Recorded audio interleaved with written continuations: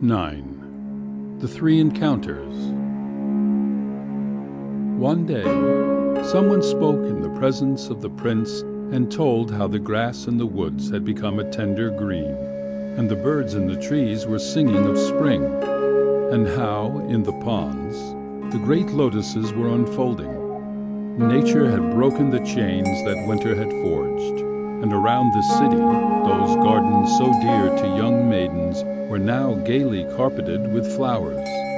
Then, like an elephant too long confined in its stable, the prince had an irresistible desire to leave the palace. The king learned of his son's desire, and he knew no way to oppose it. But, he thought, Siddhārtha must see nothing that will trouble the serenity of his soul. He must never suspect the evil there is in the world. I shall order the road cleared of beggars, of those who are sick and infirm, and of all who suffer. The city was decorated with garlands and streamers.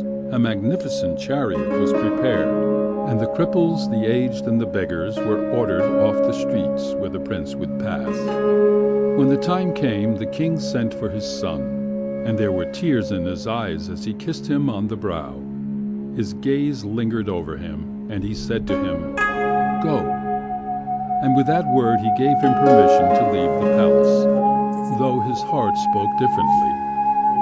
The prince's chariot was made of gold.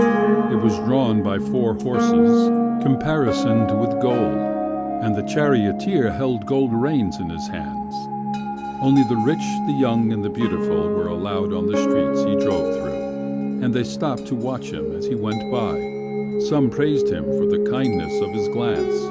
Others extolled his dignified bearing. Still others exalted the beauty of his features, while many glorified his exuberant strength. And they all bowed before him, like banners dipped before the statue of some god. The women in the houses heard the cries on the street. They awoke or left their household tasks and ran to the windows or quickly ascended to the terraces. And gazing at him in admiration, they murmured, "Happy the wife of such a man." And he, at the sight of the city's splendor, at the sight of the wealth of the men and the beauty of the women, felt a new joy pour over his soul. But the gods were jealous of the celestial felicity enjoyed by this city of the earth. They made an old man, and in order to trouble Siddhārtha's mind, they set him down on the road the prince was traveling. The man was leaning on a staff and was worn out and decrepit.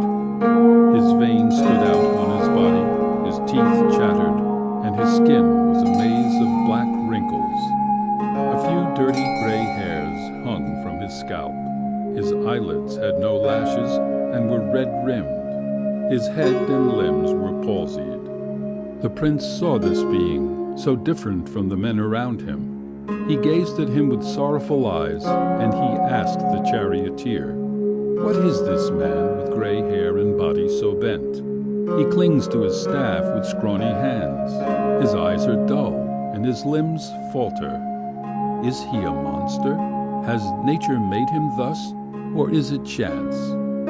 The charioteer should not have answered, but the gods confused his mind, and without understanding his mistake, he said, "That which mars beauty, which ruins vigor, which causes sorrow and kills pleasure, that which weakens the memory and destroys the senses, is old age. It has seized this man and broken him. He too was once a child, nursing at his mother's breast. He too once crawled on the floor. He grew, he was young, he had strength and beauty. Then he reached the twilight of his years, and now you see him, the ruin that is old age." The prince was deeply moved. He asked, "Will that be my fate also?" The charioteer replied, "My lord, youth will also leave you someday. To you too will come troublesome old age. Time saps our strength and steals our beauty." The prince shuddered like a bull at the sound of thunder. He uttered a deep sigh and shook his head. His eyes wandered from the wretched man to the happy crowds, and he spoke destroys memory and beauty and strength in man.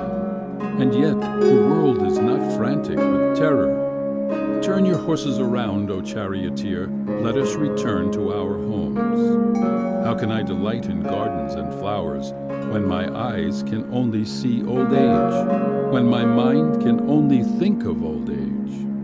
The prince returned to his palace, but nowhere could he find peace. He wandered through the halls, murmuring, "Old age, oh, old age," and in his heart there was no longer any joy. He decided, nevertheless, to ride once more through the city, but the gods made a man afflicted with a loathsome disease, and they set him down on the road Siddhartha had taken. Siddhartha saw the sick man, he stared at him, and asked the charioteer, "What is this man with a swollen paunch? His emaciated arms hang limp. He is deathly pale, and pitiful cries escape from his lips. He gasps for breath. See, he staggers and jostles the bystanders. He is falling.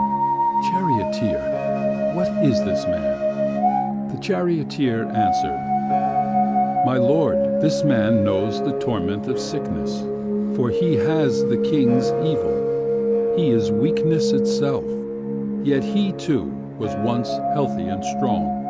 The prince looked at the man with pity, and he asked again, "Is this affliction peculiar to this man, or are all creatures threatened with sickness?" The charioteer answered, "We too may be visited with a similar affliction, O prince. Sickness weighs heavily upon the world." When he heard this painful truth, the prince began to tremble like a moonbeam reflected in the waves of the sea, and he uttered these words with bitterness and pity. Men see suffering and sickness, yet they never lose their self-confidence. Oh, how great must be their knowledge! They are constantly threatened with sickness, and they can still laugh and be merry. Turn your horses around, charioteer. Our pleasure trip is ended. Let us return to the palace. I have learned to fear sickness. My soul shuns pleasure and seems to close up like a flower deprived of light. Wrapped in his painful thoughts, he returned to the palace. King Suddhodana noticed his son's somber mood. He asked why the prince no longer went out driving, and the charioteer told him what had happened. The king grieved. He already saw himself forsaken by the child he adored. He lost his usual composure and flew into a rage at the man whose duty it was to see that the streets were clear.